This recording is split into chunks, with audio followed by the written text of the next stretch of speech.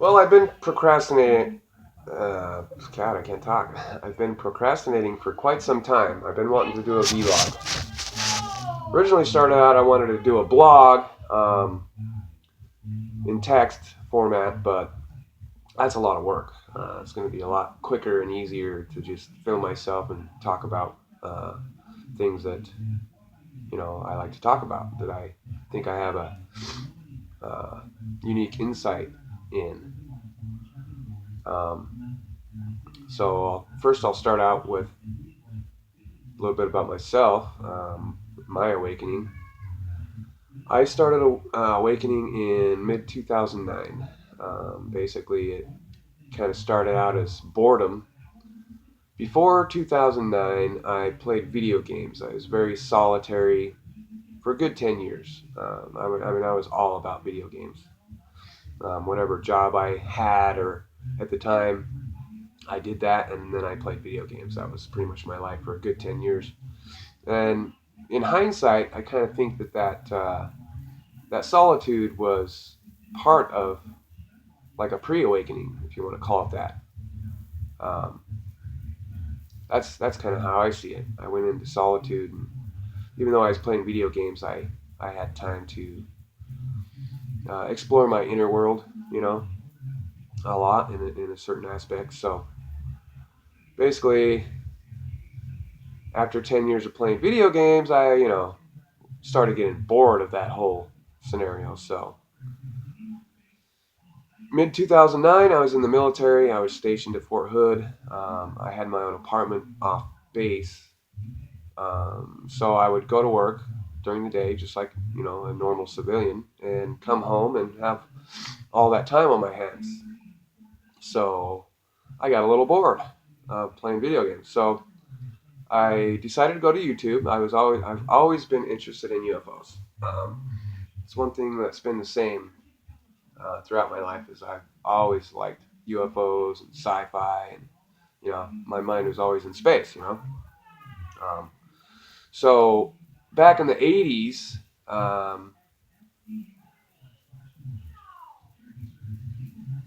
I sorry, I had a brain fart. Back in the '80s, I did a little bit of what you could call research. I would watch UFO videos, and of course, back then most things was just about Roswell, and there wasn't a whole lot of different stuff as far as UFOs go, like there is today. But so I quickly consumed, pretty much all the documentaries and videos and whatnot about UFOs that I could find back then. So um, mid '80s, I kind of lost track of the interest of that because it got boring to see the same old stuff about Roswell and whatnot.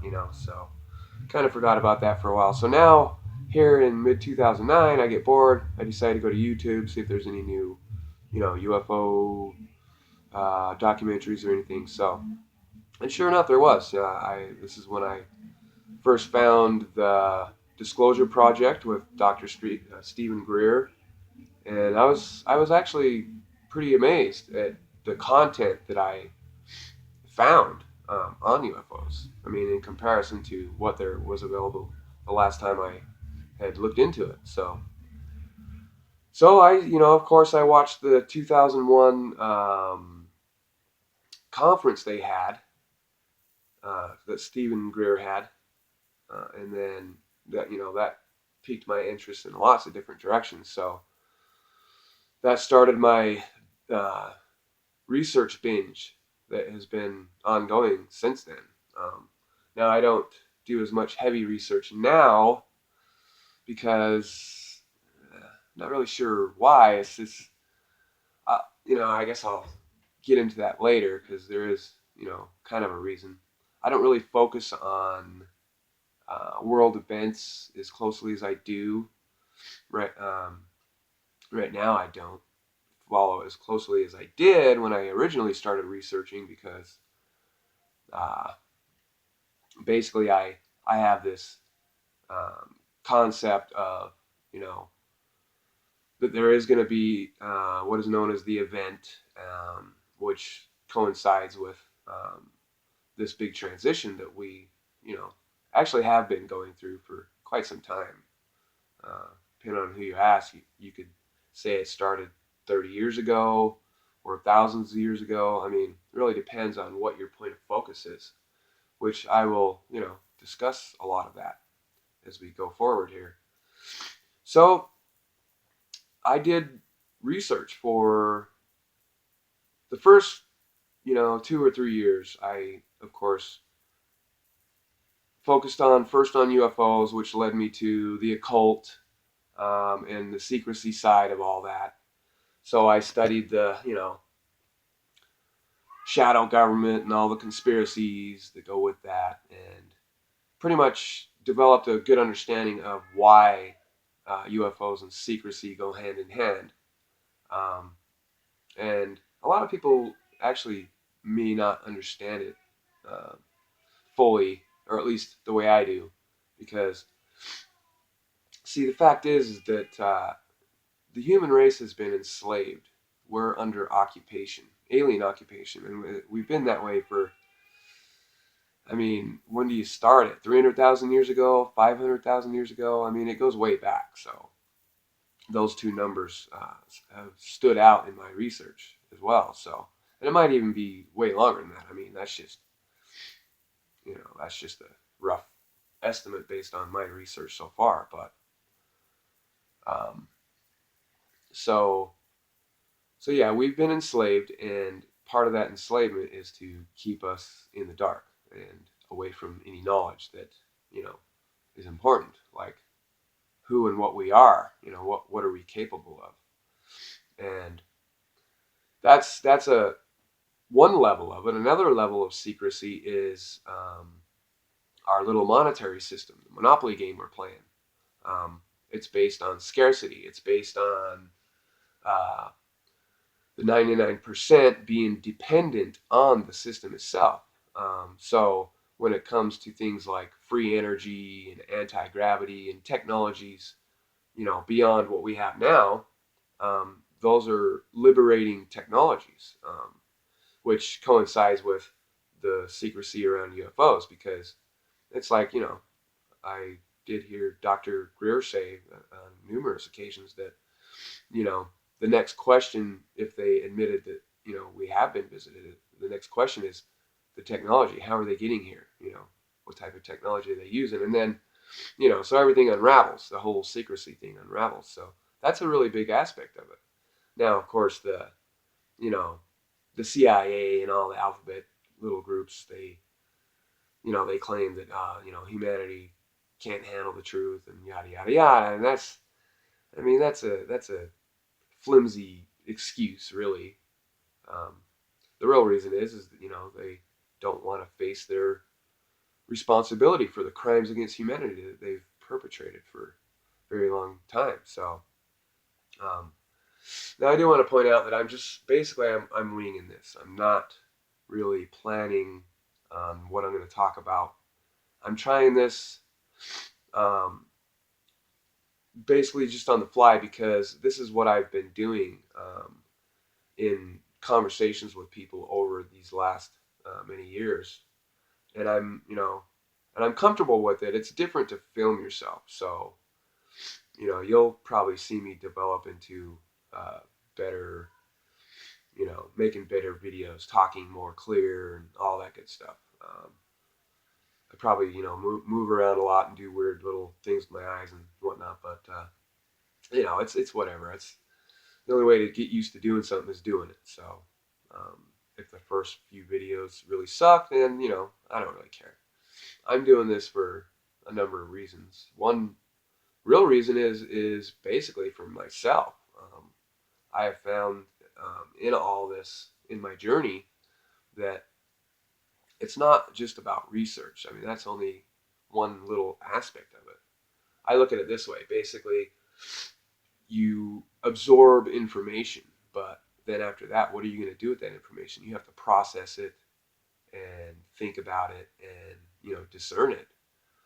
Um, and that's actually a bigger part of I guess awakening or expanding your awareness. It's not just about reading a bunch of blogs and books and stuff. You have to think about it. in a serious way and solve paradoxes and, put the logical dots together, so to speak. I mean, there's a tapestry behind all of this that if you understand some very basics of, how the universe works and how evolution works and how consciousness works, basically the universe follows a pattern. I mean, it's so easy to see. Everything you look at, I mean, it brings you back to this pattern. I can't tell you what the pattern is. Maybe, look at the flower of life, get into that, listen to David Wilcock. He's real smart about the science on that stuff. But phone call we're going to ignore. But anyway, nonetheless, there's a pattern, and I always fall back on this pattern. And another uh, aspect of this, as far as basics go, is that, and a lot of people that in the spiritual community, I hope, know this, that everything boils down to frequency, and that is really important because um, when it comes to human emotions, that is a frequency, that is an energy. Emotions are energy. So if you understand that basic concept and then the polarity of emotions, and then some basics about consciousness which tie into that, it's easy to make sense out of this uh, sea of information that we're swimming in. I mean, the internet is just this big mass of information, and it's a percentage of distortion and it's a percentage of truth. I've read The Law of One a couple of times, and I'm by no means a Law of One scholar, but I understand some really basic things because of reading The Law of One. And David Wilcock's the one that when I started studying his work, I think that's how I discovered The Law of One, but kind of don't really remember. Doesn't really matter. But so the reason I brought that up is because Ra in The Law of One uses that. He uses the word distortion in areas where you could say, belief or viewpoint or whatever. The word distortion fits and is more applicable. God, that's a hard word to say. It fits better and it's more proper or more correct in most situations because Ross states it like this: there is the truth, there is the unity of consciousness, which is prime creator, and then everything else is a distortion. Um, and identity is important as well, and it goes along with that, because identity is kind of like a distortion. Because see, without identity, there's only unity, and this is basically how Ra describes it, more or less. So there's either unity or identity, and identity is basically distortion. It's a distortion of the truth because the truth is unity. So, and see, identity is important because it, as far as I can tell, it fosters evolution. It's very necessary for evolution because for beings to evolve the way we do, um, you can't incarnate um, and be all knowing. You can't have all the information of prime creator because you wouldn't have room for growth. So identity is a construct that allows us to do that. It allows us to become, the I am presence. It allows us to be individuals when in fact we are all one. So if that makes any sense, this can get kind of convoluted and hard to follow, but going back to what I said before, if you understand a few basics, it really helps to unravel all that stuff when it gets complicated. Because some of this can get complicated, but really it's not. I mean, if you stick to the basic concept of consciousness and evolution, um, it's really easy to unravel. Um, Now, there's a lot of people out there, and I run into it all the time.